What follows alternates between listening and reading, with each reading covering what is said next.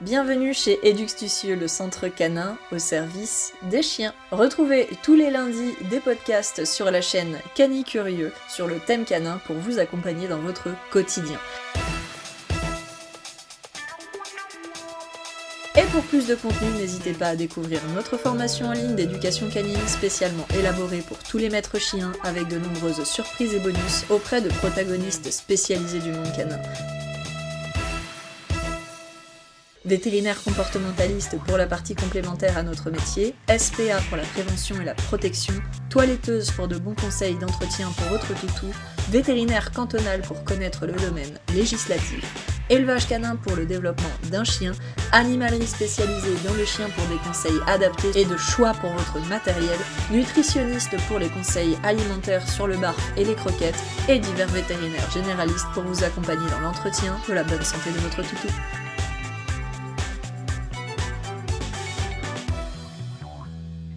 Ensemble, nous vous aidons à devenir un maître ou une maîtresse informée et compétente, mais aussi et surtout épanouie, aux côtés d'un toutou heureux, stable, bien développé, obéissant et surtout compris. Et ça, c'est important. Retrouvez la formation en ligne fondamentale sur notre site internet eduxtucieux.com, rubrique formation en ligne, et rejoignez dès à présent une aventure unique, testée et approuvée par tous les maîtres chiens.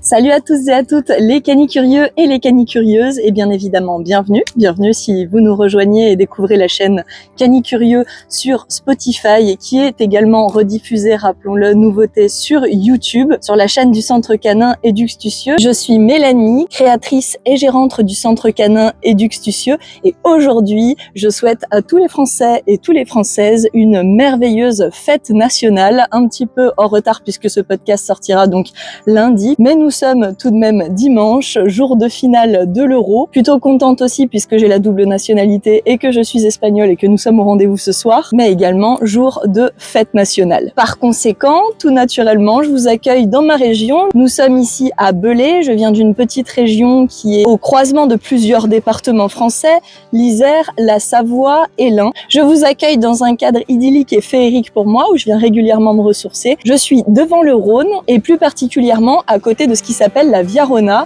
où de nombreuses personnes viennent avec ou sans chien faire du vélo, de la course, de la trottinette et d'autres activités, puisque cette longue piste suit le Rhône, comme son nom l'indique, Via Rona, et nous permet de réaliser de nombreuses activités, mais c'est quand même mieux avec nos canidés. La Via Rona, comme son nom l'indique, longe le Rhône, donc vous serez au frais pour faire vos activités en famille et si possible, bien évidemment, avec votre toutou, pour vous rafraîchir et profiter de ce merveilleux été qui commence parce qu'on a quand même eu de la pluie. Aujourd'hui, je vous propose un thème que j'affectionne tout particulièrement, puisque pour ceux et celles qui me connaissent, vous apprendrez très vite que les sports canins me passionnent. Et actuellement, sujet de saison, on va parler du cani-kayak, qui est une activité très agréable à faire avec son chien, qui vous permet de sortir tout en restant au frais, et pourquoi pas aussi vous rafraîchir et vous baigner. Vous êtes très nombreux et très nombreuses à m'avoir demandé d'en parler, puisque c'est une activité que je pratique régulièrement. Le centre canin a également des kayaks et des paddles pour tous nos clients, et c'est une activité généralement qu'on organise au moins une fois par an en activité de groupe,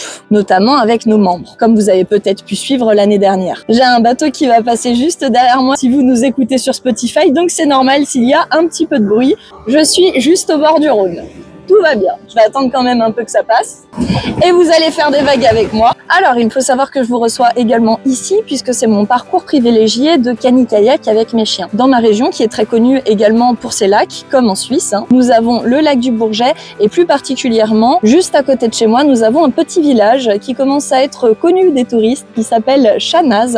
Je vais prononcer le Z à la fin pour que vous puissiez trouver. C'est Chanaz, et qui est en fait un petit village qui est situé au bord du canal canal magnifique qui s'appelle le canal de Savières. Si vous me suivez sur YouTube, vous verrez derrière moi donc le Rhône, qui si on continue sur la Via Rona nous emmène directement à Massigneux. Et si l'on continue, il y a donc une écluse, et cette écluse nous emmène directement sur le canal de Savières, qui passe par plusieurs petits villages, notamment Chanaz, avec ses restaurants, ses glaces, ses bars, ses terrasses. Et c'est généralement ici que je vais donc amarrer mon kayak avec mes amis et mes chiens. Je vous le recommande bien évidemment si vous n'avez jamais essayé, puisque vous serez au frais tout au long du canal de Savières, qui est relativement à l'ombre, entouré par une nature majestueuse avec des plantes et des fleurs et des sons magnifiques. Et en suivant ce canal, vous pourrez donc déboucher sur le magnifique lac du Bourget avec ses petites criques pour vous baigner et ses restaurants, bars et plages pour boire un verre si vous souhaitez accoster et faire une pause. Évidemment, toujours avec votre chien, puisque ma région est très accueillante et vous verrez d'ailleurs qu'il y a de nombreux chiens en liberté et sur les plages. Concernant le cani-kayak, on va démarrer par la base. Il vous faut donc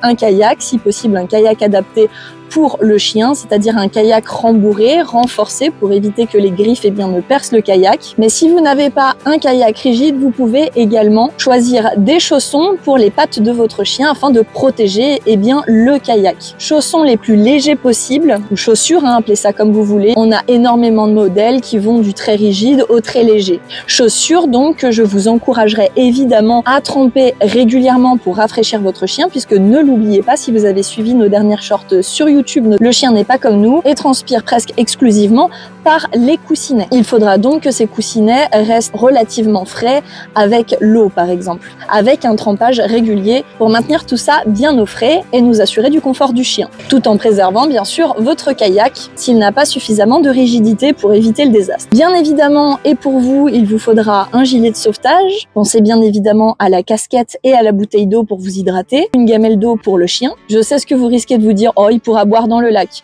mais on y vient tout de suite. Personnellement, je préfère donner à boire en quantité suffisante à mes chiens pour éviter justement au maximum qu'ils ne boivent dans le lac. Et encore plus bien évidemment si vous êtes à la mer pour éviter une intoxication à l'eau de mer. En parlant d'eau, bien évidemment, pensez naturellement à planifier le voyage tout en contrôlant qu'il n'y a pas de cyanobactéries dans le point d'eau sur lequel vous souhaitez vous rendre et faire du cani-kayak afin d'éviter une intoxication, voire la mort du chien. Je vous rappelle que nous avons fait une vidéo sur ce sujet sur YouTube.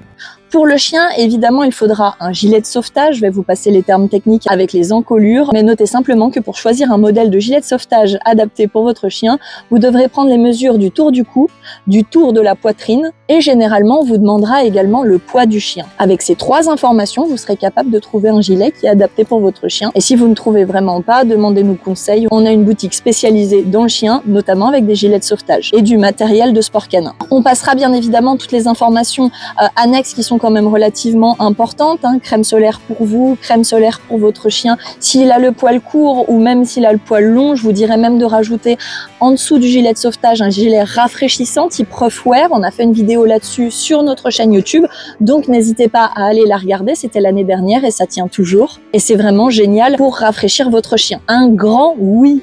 Et lunettes de soleil si besoin, etc. Dans votre sac à dos, bien évidemment, toujours avoir le matériel requis, c'est-à-dire aussi ce qu'il faut si vous avez une crevaison, et aussi prendre, en tout cas moi je le fais, toujours la pompe au cas où vous ayez besoin de regonfler un peu le kayak, particulièrement si vous faites une pause pour aller au bar ou au restaurant ou sur une plage. Puisque rappelez-vous, plus le kayak est dégonflé, moins vite vous avancez et plus d'efforts il vous faudra fournir. S'assurer donc de la bonne pression au démarrage lorsque vous gonflez le kayak est donc essentiel.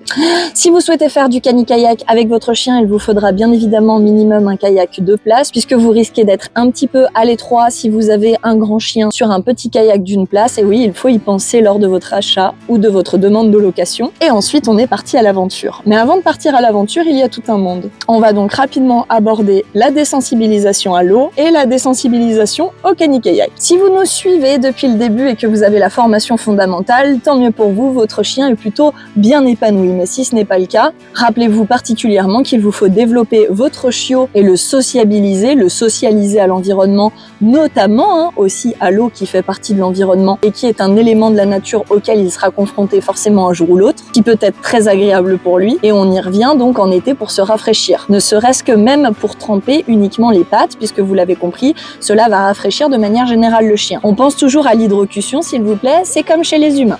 Mais sachez que si vous avez un chien adulte, eh bien un chien peut apprendre à tout âge et on peut aussi le désensibiliser. Cela vous demandera juste un tout petit détour de temps, puisque cela va beaucoup plus vite chez le chiot qui n'a rien expérimenté et qui ne demande qu'à apprendre, contrairement à un chien par exemple qui aurait pu vivre un petit traumatisme avec l'eau ou avoir une mauvaise approche. Il faudra donc revenir dessus, ce qui prendra un tout petit peu plus de temps, puisque nous essayons de faire un apprentissage positif. Mais je le répète et rappelez-vous bien, un chien peut apprendre à tout âge. Alors restez connectés si vous en avez besoin et essayez pour aider votre chien. C'est parfaitement normal si cela prend un petit peu plus de temps, mais vous allez voir, c'est très très rapide si vous le faites rapidement. Bien évidemment, si vous avez suivi notre formation fondamentale en ligne pour éduquer votre chien, ce sujet n'est pas un problème pour vous. Il est probablement très à l'aise dans tous les milieux et je vous félicite pour cela. Vous allez probablement comprendre absolument tout de ce podcast. Mais si ce n'est pas le cas, n'hésitez pas à aller y faire un tour si besoin. En tout cas, cette vidéo devrait vous aider. Pour ce qui est de la désensibilisation avec l'eau ou de la découverte. Allez, on se remémore, il y a plusieurs façons de récompenser un chien. On peut récompenser un chien avec de la nourriture, que ce soit pour l'appétit ou encore pour la gourmandise. On peut récompenser un chien avec des jouets qu'il adore ou que l'on a entièrement créés de A à Z.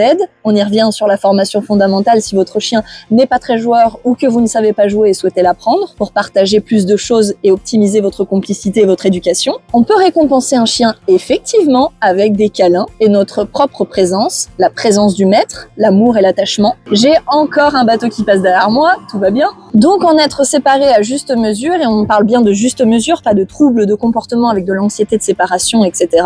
À juste mesure, peut le motiver à se dépasser pour son maître de manière pleinement autonome et on va y revenir juste après, vous allez voir. On peut aussi récompenser son chien avec de la liberté, en donnant plus de liberté, qu'elle soit contrôlée ou non avec la longe. Et on peut récompenser par exemple aussi un chien avec d'autres chiens, des amis, pour combler ses besoins sociaux intraspécifiques, c'est-à-dire avec des sujets de la même espèce. Je vous rappelle que les besoins sociaux font partie des besoins secondaires du chien, tout comme les besoins ludiques, les activités masticatoires, les activités olfactives, etc. Il y a plusieurs méthodes pour découvrir le contact à l'eau ou le désensibiliser. Vous le savez très bien, au total, il y en a 6 générales. Et nous, on va parler un petit peu donc de méthodes positives, de mimétisme, mais aussi de méthodes naturelles. La première des choses que je vous recommande, c'est de passer au magasin et d'acheter une petite piscine pour chien. Si vous avez un petit chien, vous pouvez utiliser ces petits bacs à sable coquillages pour enfants et les revisiter en y mettant de l'eau et en l'installant donc sur votre terrasse ou votre jardin.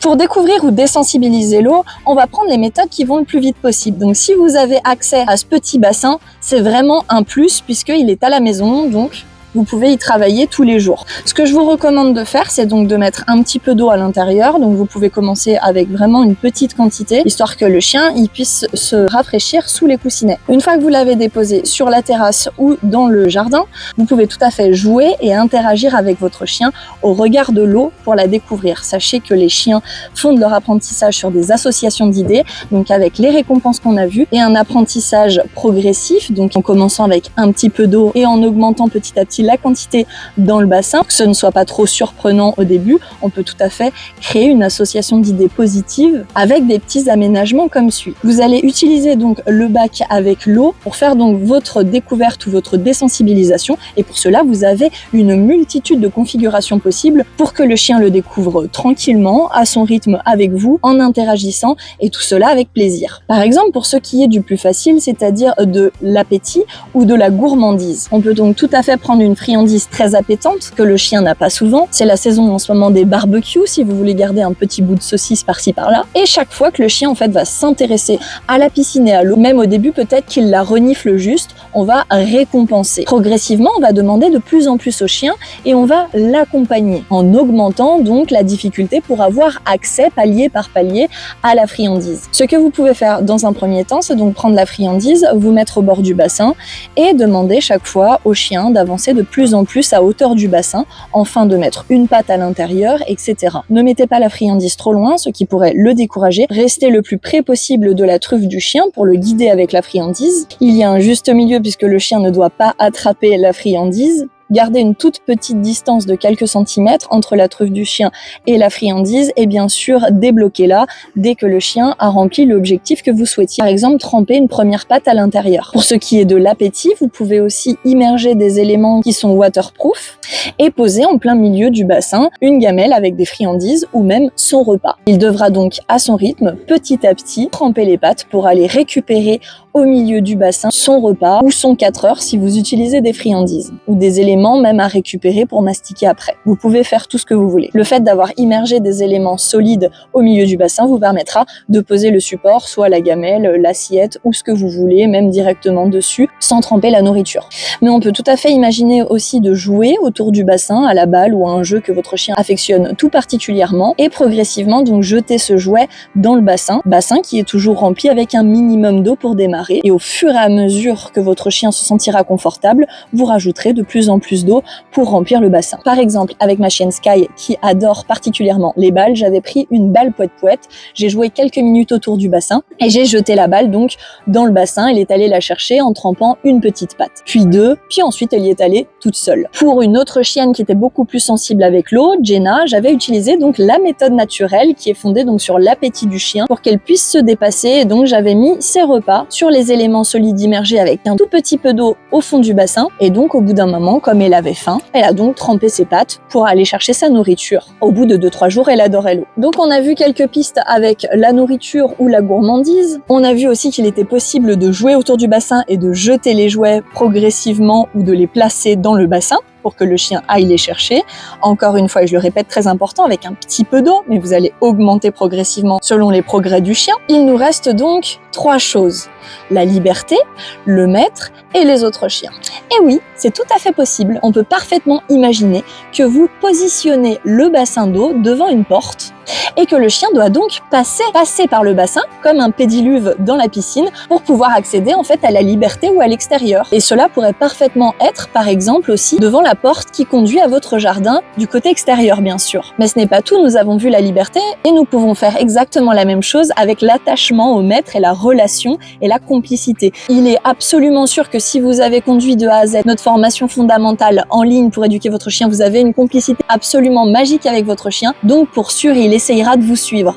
Cela peut passer par exemple par la mise en place d'un petit parcours stratégique. Vous pouvez mettre le bassin, encore une fois avec très peu d'eau, vous augmenterez au fur et à mesure, toujours, c'est très important, mais entourer le bassin avec des obstacles, des tables, des chaises, placer le bassin entre 2 murs et vous allez donc enlever vos tatanes ou vos chaussures, passer par le bassin en vous trempant les pieds tout en vous assurant que le chien vous voit bien faire. Par exemple, vous l'appelez, vous demandez un petit assis devant le bassin, vous enlevez vos tatanes, vous passez dans le bassin en vous trempant les pieds pour aller de l'autre côté et vous rappelez votre chien.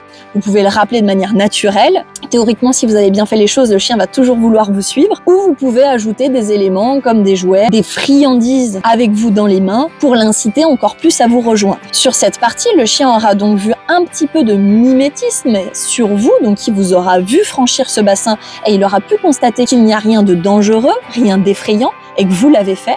Donc cela va déjà ouvrir une porte psychologique. Et plus vous allez vous éloigner, plus le chien va commencer à renifler, tourner, extérioriser, faire des allers-retours, peut-être aboyer. Ne lui dites pas non, laissez-le proposer des choses. C'est intéressant, il cherche des solutions. Et si vous avez un petit peu de patience, vous verrez qu'au bout de quelques minutes, le chien va très rapidement tremper une patte, peut-être reculer, revenir, tremper 2 pattes, pour finalement traverser le bassin pour vous rejoindre. À ce moment-là, félicitez-le.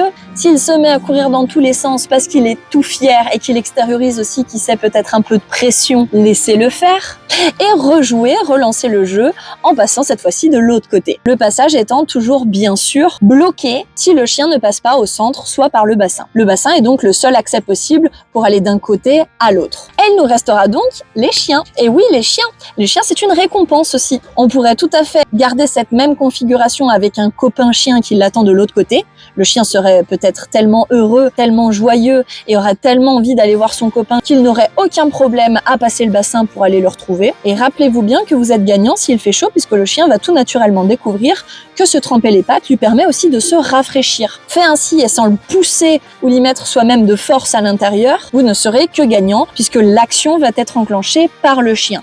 Mais en parlant de chien, on peut aussi parler donc, puisqu'on a déjà vu la naturelle avec l'appétit et la positive, du mimétisme. Vous pouvez utiliser un chien par exemple qui est très ami avec votre chien, que votre chien adore, que votre chien suivrait un peu partout pour réaliser la méthode du mimétisme et donc utiliser un chien qui adore l'eau pour interagir avec ce chien dans le bassin, jouer avec lui et donner envie en fait à votre chien de vous rejoindre, de faire la même chose, puisque cela va rassurer aussi le chien de voir que son copain s'amuse dans l'eau, qu'il y trouve du plaisir et cela peut aussi naturellement l'attirer. Tout en se rappelant que mettre une patte est déjà un gros succès puisque le chien constate lui-même qu'il peut se rafraîchir et que personne ne le pousse dedans, il a le temps, d'accord? Voilà pour ce qui est de l'éveil à l'eau ou de la désensibilisation à l'eau, pour quelques pistes afin que vous puissiez apprendre les joies des baignades ou des sports nautiques avec votre chien.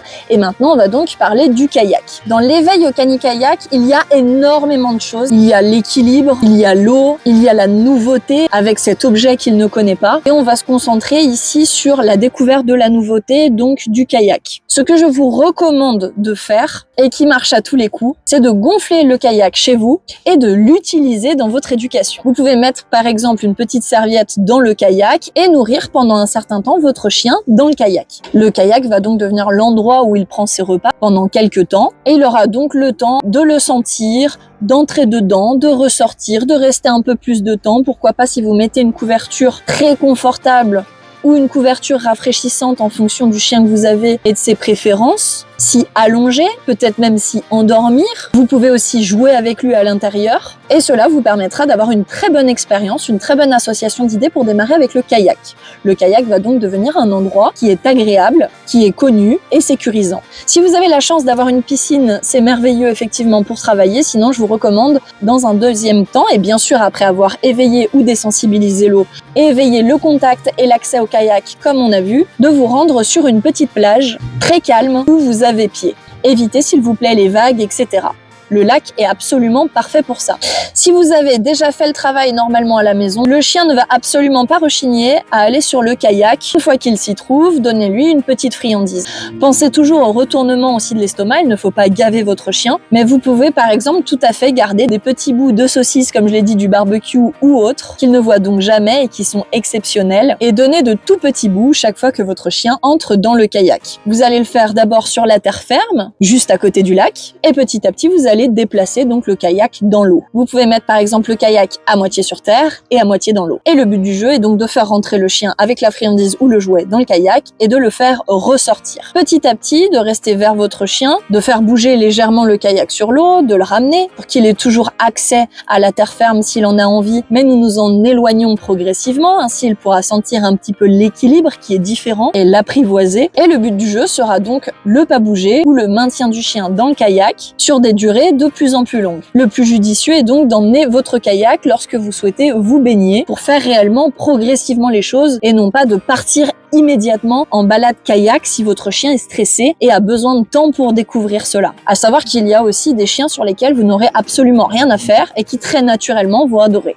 Vous allez donc progressivement, tout en étant dans l'eau, faire un petit voyage de l'eau jusqu'à la terre ferme à votre chien et une fois que votre chien est parfaitement à l'aise, qu'il ne présente aucun signe de stress tels que des halètements excessifs, des léchages de babines, des grattages, des gnoussements, des allers et retours de part et d'autre à l'intérieur du kayak, vous allez pouvoir progressivement donc entrer dans le kayak avec votre chien. Pour cela, vous allez reproduire exactement la même chose. Kayak à moitié sur le sol, mettez une serviette en dessous si besoin, ou une petite bâche, et kayak à moitié dans l'eau. Ressortez, jouez, car lors d'un apprentissage, le chien cumule aussi de temps en temps un petit peu de pression, un petit peu de stress, et jouer ou marcher ou courir permet, entre deux passages dans le kayak, d'extérioriser tout ce stress et cette pression pour le chien, de les décharger avant de repartir sur l'exercice suivant qui pourrait durer, si le chien est prêt, un petit peu plus de temps. Si le chien est OK, un petit peu plus de temps que l'exercice précédent. Enfin, de la même manière, vous allez commencer à aller de plus en plus dans l'eau, tout en revenant régulièrement sur la terre ferme, lui lancer la balle pour lui permettre de décharger si besoin, ou marcher un petit peu. Une fois que tout cela est bon et que vous vous sentez prêts tous les deux, partez faire un petit tour de 10 minutes et encore une fois si possible, augmentez progressivement le temps et donc la distance depuis la côte, la terre ferme. Bien que vous ayez le gilet de sauvetage, je vous recommande d'apprendre à nager à votre chien, puisque certains chiens, et plus particulièrement les chiens lourds, peuvent nager parfois avec uniquement 2 pattes et avoir le train arrière qui coule. C'est également tout un apprentissage. Et je vous recommande aussi, une fois que le chien est parfaitement à l'aise dans l'eau et que vous avez tous les deux votre gilet de sauvetage, de sortir du kayak à un endroit où vous avez tout juste pied et de travailler la remise à flot, particulièrement si votre kayak un jour se renverse ou que le chien saute et que vous devez le récupérer. Cela vous permettra progressivement de travailler votre équilibre, de prendre conscience du poids du chien, particulièrement s'il a les poils longs et qu'il est mouillé. Et pour moi, tout cela est très important puisque si vous vous aventurez plus loin, il vous faut vous assurer que si le chien saute ou que vous vous renversez, vous êtes absolument capable de récupérer le chien sur la poignée dorsale du gilet de sauvetage et de le hisser sur le canoë. En autre cas, vous pouvez également essayer d'avoir une corde qui vous relie de 2 ou 3 mètres, de rebasculer le kayak et remonter d'abord vous-même sur le kayak et travailler votre équilibre pour pouvoir hisser depuis l'intérieur du kayak votre chien qui est à l'extérieur pour le remettre avec vous. Et bien voilà, il n'y a plus qu'à vous souhaiter une belle semaine de travail et d'entraînement si nécessaire. Tout ça pour peut-être mieux profiter de votre week-end et faire du cani-kayak ou de vos vacances si vous y êtes ou qu'elles arrivent bientôt. En ce qui me concerne, moi et le cani-kayak et mes chiens ou les clients, vous nous retrouverez sur YouTube si vous vous abonnez avec des vidéos exclusives d'aventures en cani-kayak. J'espère que ce podcast aura pu vous aider, vous donner des pistes de travail si besoin et il ne vous reste plus qu'à kiffer et si vous êtes sympa et j'espère bien que vous l'êtes, à liker, commenter et partager ce podcast ou cette vidéo avec vos amis pour qu'eux aussi puissent vous suivre dans vos aventures canines avec pourquoi pas leur chien. Puisque seul le cani-kayak c'est bien, mais à deux c'est toujours mieux. À bientôt les amis des chiens, passez une super semaine.